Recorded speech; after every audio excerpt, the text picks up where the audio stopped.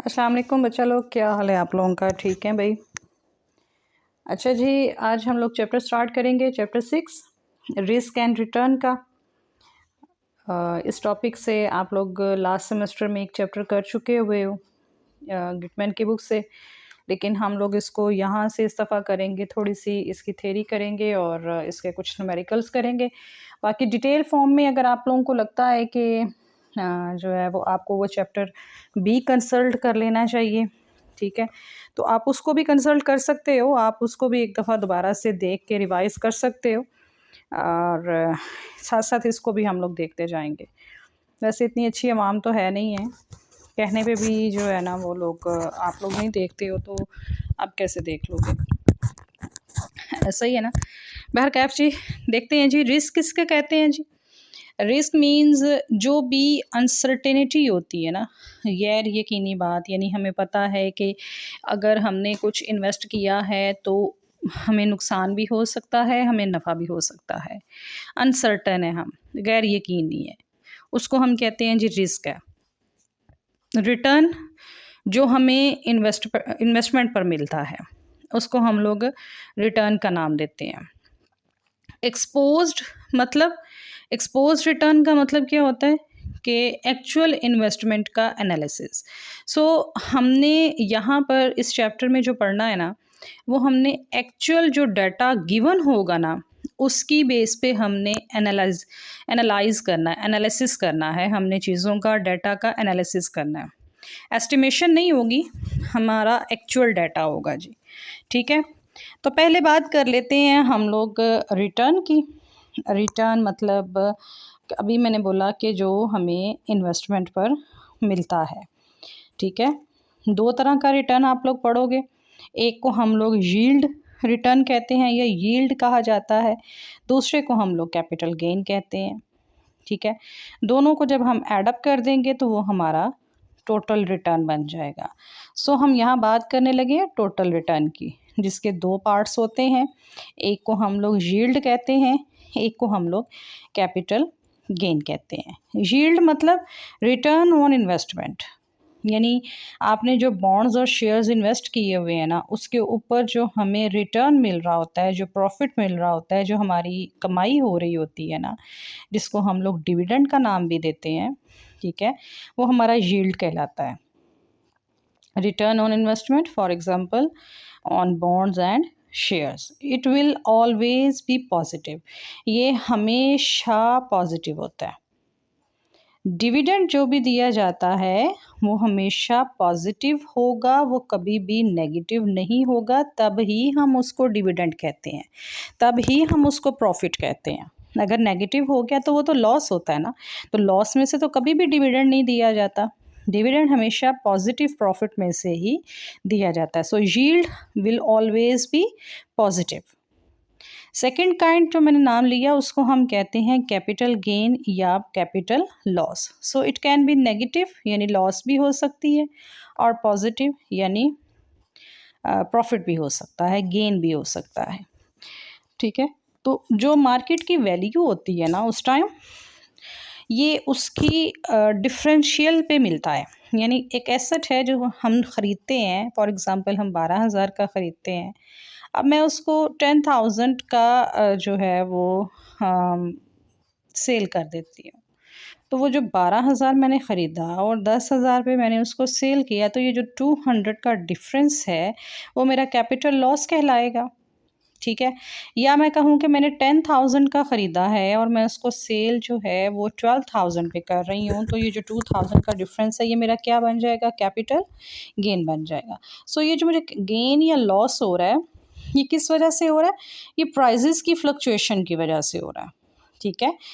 Capital gain या capital loss क्या है? द एप्रिसिएशन और depreciation in the price of the asset, या हम इसको कह सकते हैं the change in price on security over some period, यानी वक्त के साथ साथ सिक्योरिटी या इन्वेस्टमेंट की वैल्यू में जो तब्दीली आती है, उसकी प्राइस में जो तब्दीली आती है, उस तब्दीली की वजह से हमें जो गेन या लॉस मिलता है उसको हम लोग जो है वो क्या कहेंगे? गेन, कैपिटल गेन या कैपिटल लॉस कहेंगे जी, ठीक है। अब इस यील्ड को और इस प्राइस चेंज को, जिसको हमने कैपिटल गेन या कैपिटल लॉस का नाम दिया है, इसको हम प्राइस चेंज भी कहते हैं, ठीक है। प्राइस चेंज को जब हम प्लस कर देते हैं तो ये टोटल रिटर्न बन जाता है, ठीक है। क्या बन जाता है? Total return. मैं बार बार टोटल रिटर्न का क्यों नाम ले रही हूँ? इसलिए ले रही हूँ कि जी रिटर्न को मैयर करने के लिए हमारे पास दो पैरामीटर्स होते हैं। हम रिटर्न को मैयर कर सकते हैं बाय टोटल रिटर्न, या हम इसको मैयर कर सकते हैं बाय रिलेटिव रिटर्न, ठीक है। अब ये जो टोटल रिटर्न है ना, इसकी जो मेजरमेंट होती है वो परसेंटेज की सूरत में होती है, ठीक है। किसकी? सारे कैश फ्लो की। अब कैश फ्लो क्या है? कैश फ्लो वो अमाउंट होती है जो हमें मिल रही होती है, जो हमारे पास आ रही होती है। अगर हमने इन्वेस्टमेंट की है तो हमें डिविडेंड मिलता है। अगर हमारे पास बॉन्ड्स या डिबेंचर्स हैं, अगर हमने उस सूरत में कोई इन्वेस्टमेंट की है बॉन्ड्स या डिबेंचर्स की सूरत में, तो हमें इंटरेस्ट मिलता है। तो ये जो डिविडेंड या इंटरेस्ट हमें मिल रहा होता है, इसको हम लोग कैश फ्लो कहते हैं, ठीक है। तो किसी भी सिक्योरिटी पर जो है वो एक ख़ास मुद्दत के लिए, यानी उसका जो स्पेसिफिक टाइम पीरियड होता है, हम उसको उस टाइम पीरियड के बाद जब उसकी जो वैल्यू होती है ना, जिसको हम करंट मार्केट प्राइस कहते हैं, उस करंट मार्केट प्राइस को जब हम परचेज प्राइस के साथ कंपेयर करते हैं ना, ठीक है, तो एक डिफरेंस हमारे पास आता है। आप कह लीजिए उस डिफरेंस को हम लोगों ने यहाँ पर जो है वो मेजर करना है, या कह लीजिए उसको हमने देखना है कि वो हमारा कैपिटल गेन में आ रहा है या वो हमारा लॉस में आ रहा है। क्लियर है? अभी मैंने टोटल रिटर्न की बात की है, तो टोटल रिटर्न हमारे पास दो तरह से आएगा, यील्ड की सूरत में और कैपिटल गेन और लॉस की सूरत में। तो दोनों बातें मैंने कही कि अगर यील्ड भी है तो वो भी कैश फ्लो है। वो किस सूरत में आएगा? अगर इन्वेस्टमेंट है तो डिविडेंड की सूरत में, और अगर डिबेंचर्स या बॉन्ड्स हैं तो इंटरेस्ट की सूरत में। और अगर कैपिटल गेन लॉस की बात हो रही है तो उस सूरत में हम क्या करते हैं? उस सूरत में हमने सिक्योरिटी की जो परचेज प्राइस होती है उसको करंट मार्केट प्राइस के साथ हम लोगों ने कंपेयर करना होता है। डिफरेंस अगर पॉजिटिव हुआ तो फिर हमारा गेन होता है, और अगर डिफरेंस हमारा नेगेटिव में आया तो वो हमारा क्या कहलाएगा? लॉस कहलाएगा जी, ठीक है। इसके लिए हम लोग एक फार्मूला यूज़ करते हैं, और ये फार्मूला हम लोगों ने लास्ट ईयर भी इस चैप्टर में पढ़ा था। अगर आपको याद हो थोड़ा सा इसके सिंबल्स में थोड़े चेंज करूँगी यहाँ पे, बाकी वही बातें हैं। TR यानी total return, that is equal to CFT। CFT का मतलब होता है cash flow during the period, ठीक है। CFT का क्या मतलब होगा? Cash flow during the period plus change in price, plus change in price, क्या? PE माइनस PB, दोनों आपकी वैल्यूज़ ब्रैकेट में आएंगी। PE minus PB। PE का मतलब होता है एंड प्राइस, या उसको हम कहते हैं सेलिंग प्राइस। एंड प्राइस, या हम उसको क्या कहते हैं? Selling price. और PB का मतलब होता है बिगनिंग प्राइस, या उसको हम कहते हैं इनिशियल प्राइस, या उसको हम कहते हैं परचेज प्राइस, ठीक है। मैं रिपीट कर रही हूँ, CFT कैश फ्लो, यानी कैश फ्लो है उसका मतलब, प्लस ब्रैकेट में हमने दोनों प्राइजेज लिखनी है, एंडिंग प्राइस और बिगनिंग प्राइस, और उनके दरमियान माइनस का साइन आएगा, इसको हम कहते हैं चेंज इन प्राइस, ठीक है। डिवाइड कर देंगे हम PB यानी बिगनिंग प्राइस के साथ, तो जो वैल्यू हमारे पास आएगी वो कहलाएगी टोटल रिटर्न। इसको हमने परसेंटेज के परसेंटेज की फॉर्म में शो करना है, यानी इसका जो आंसर आएगा आपने उसको परसेंटेज में चेंज करना है, ठीक है। और अगर जो है वो कैश फ्लो की जगह हमारे पास इंटरेस्ट आ जाता है, यानी आपको क्वेश्चन में कैश फ्लो की जगह वो इंटरेस्ट बताता है, तो फिर जहाँ पे आपने CFT लिखा है ना, वहाँ पे IT आ जाएगा, यानी इंटरेस्ट, टोटल इंटरेस्ट। और अगर स्टॉक होगा, क्वेश्चन में लिखा हुआ है स्टॉक है, तो आपने IT की जगह DT यूज़ करना है, ठीक है। अब ये चीज़ें आप लोगों ने याद रखनी है, क्योंकि ड्यूरिंग क्वेश्चन फार्मूला और उसकी कैलकुलेशन चेंज नहीं होगी। सिर्फ क्या चेंज होगा कि आपने देखना ये है कि क्वेश्चन में वर्ड कैश फ्लो यूज़ हुआ है, इंटरेस्ट यूज़ हुआ है या फिर डिविडेंड यूज़ हुआ है। अगर तो वर्ड इंटरेस्ट यूज़ हुआ है तो फिर इंटरेस्ट समटाइम हमें कैलकुलेट भी करना पड़ जाता है। तो याद रखिएगा, इंटरेस्ट हमेशा पार वैल्यू पर कैलकुलेट होता है। क्लियर है? हमेशा पार वैल्यू पर यानी फेस वैल्यू पर कैलकुलेट होता है और मोस्टली वो 1000 होती है। समटाइम क्वेश्चन में कॉस्ट प्राइस नहीं दी होती, पार वैल्यू नहीं दी होती, तो हमने 1000 एज्यूम करनी है। ये चीज़ याद रखिएगा, हाईलाइट कर लीजिए मेरी इस बात को कि हमने, एक चीज़ होती है वारंट, वारंट पे हमें कैश फ्लो नहीं मिलता यानी रिटर्न नहीं हमें मिलता। ठीक है, वारंट जब भी हम लोग ख़रीदते हैं उसको वो ज़ीरो होता है, उसमें वो फ़ायदा वही सिर्फ होगा जो परचेज़ और सेल प्राइस में फ़र्क होगा, जिसको हम लोगों ने कैपिटल गेन और कैपिटल लॉस का नाम दिया है। इसके अलावा इसमें हमें कोई कैश फ्लो नहीं मिलता, यानी कोई डिविडेंड नहीं मिलता, कोई इंटरेस्ट नहीं मिलता। बात समझ में आ रही है? वारंट में हमें कोई किसी किस्म का कैश फ्लो नहीं मिलता और ना ही हमें जो है वो इस पे किसी किस्म का कोई इंटरेस्ट मिलता है। Is that clear?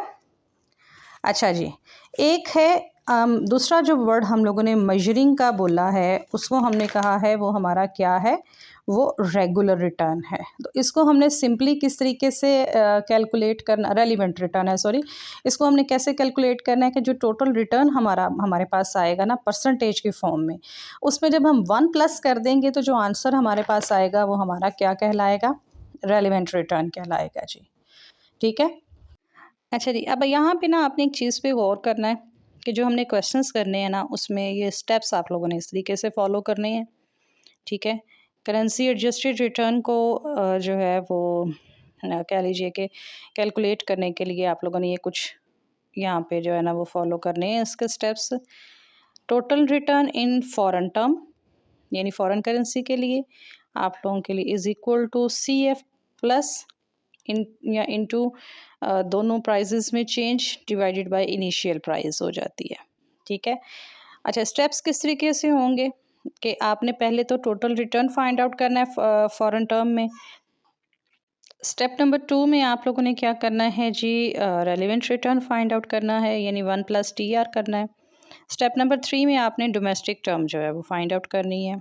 ठीक है, और डोमेस्टिक टर्म में टोटल रिटर्न आपके लिए जो फार्मूला होगा वो यहाँ पे नीचे मैंने मेंशन कर दिया है, relevant return multiplied by ending value of foreign currency divided by beginning value of foreign currency -1। ठीक है, ये आप लोगों ने थोड़ी सी चीज़ें याद रखनी है जी। अच्छा जी, आपके बुक का पेज नंबर है 141।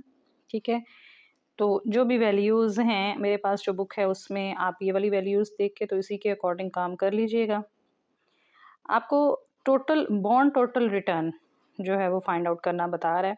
अभी मैंने आपको लेक्चर में कहा है कि अगर तो वर्ड उसने बॉन्ड का यूज़ किया है तो दैट मीन्स कि आपका ये इंटरेस्ट है, यानी जहाँ पे हमने सी एफ लिखना है वहाँ पे उसकी जगह हमने क्या वर्ड यूज़ करना है, हमने इंटरेस्ट का वर्ड यूज़ करना है। Plus price at the end minus price at the beginning divided by price at the beginning, या इसको आप पी सी करके भी लिख सकते हो, that means change in price, या इसको हम लोग इस तरीके से भी लिख सकते हैं। ठीक है, अब यहाँ पे नीचे देखिए उसने एक एग्जाम्पल दी हुई है। ठीक है जी, कह रहा है कि assume the purchase of 10% coupon treasury bond at price of 960 held 1 year and sold for rupees या for dollar 1020। ठीक है, मैंने आपकी आसानी के लिए नीचे कुछ जो है ना वो गांध भी मार ही दिया है इसको। बहरहाल उसने क्या कहा है कि 1 साल उसने अपने पास रखा है तो इंटरेस्ट साल का होगा, 6 महीने का होगा तो इसको हम लोगों ने फिर हाफ से मल्टीप्लाई करना है, अगर 2 साल का होगा तो फिर हमने इसको 2 से मल्टीप्लाई करना है। सेम यही कुछ जो है वो हमने डिविडेंड के लिए भी करना है। अभी मेरी लिखी हुई फ़ारसी या बोली हुई फ़ारसी आपको समझ आ गई होगी।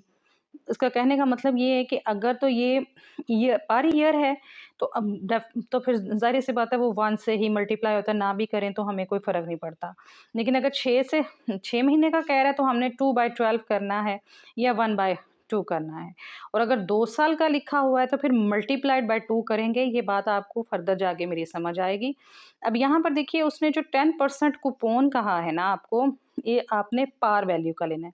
अब इस पूरी एग्ज़ाम्पल में आपको पार वैल्यू नहीं नज़र आ रही, लेकिन ये देखें परचेज़ प्राइस आपको 960 नज़र आ रही है, व्हिच शोज़ कि आपकी जो पार वैल्यू है ना वो 1000 ही होगी।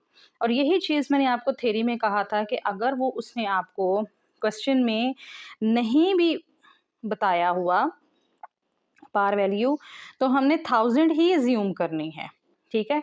तो 1000 का जब हम 10% लेंगे तो हमारे पास कितना आएगा? 100। तो यहाँ पर ये वही वाला 100 लिखा हुआ है।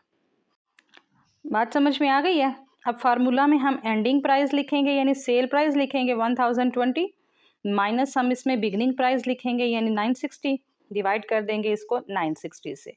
तो ये हमारे पास आ जाता है 0.1667। अगर हमने इसको परसेंटेज में करना है तो ये हमारे पास कितना आ जाएगा?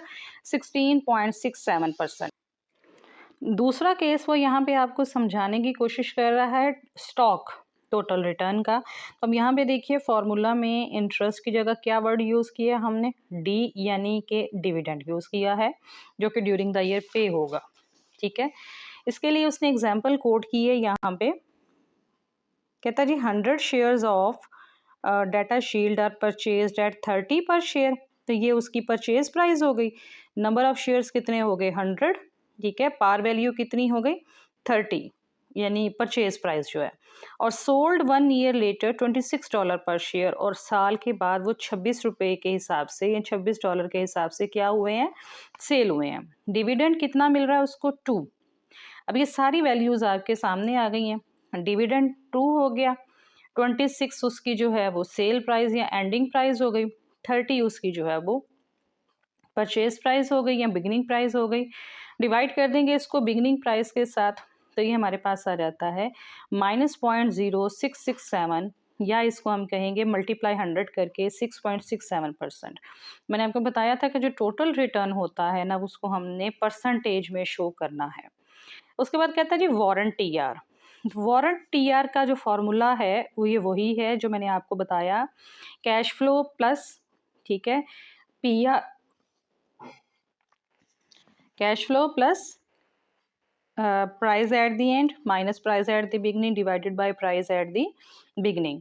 अब इसके लिए उसने आपको एक फार्मूला दी, वो एग्जांपल दिए, कह रहा जी एज्यूम करें कि जो वारंट है वो परचेज किया है 3 रुपये पे, उसको 6 मंथ्स के लिए होल्ड होल्ड किया, अपने पास रखा है, तो सेल कर दिया उसको 3.75 पे।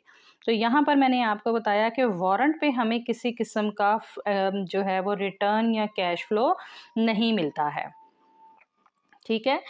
इसको कहते हैं इस अच्छा यहाँ पर फिर उसकी जगह जो है वो क्या आ जाएगा? ज़ीरो। ये कुछ लाइनें लिखी हुई हैं, इसको पढ़ लीजिएगा, आपको मेरी बात ज़्यादा अच्छे तरीके से समझ आ जाएगी, ठीक है जी? तो यहाँ पर हमने क्या किया? एंडिंग प्राइस लिखी, उसमें से बिगिनिंग प्राइस को माइनस कर दिया, तो डिवाइड कर दिया उसको हमने 3 से, तो हमारे पास जो है वो वैल्यू कितनी आ गई? 0.25 आ गई जी।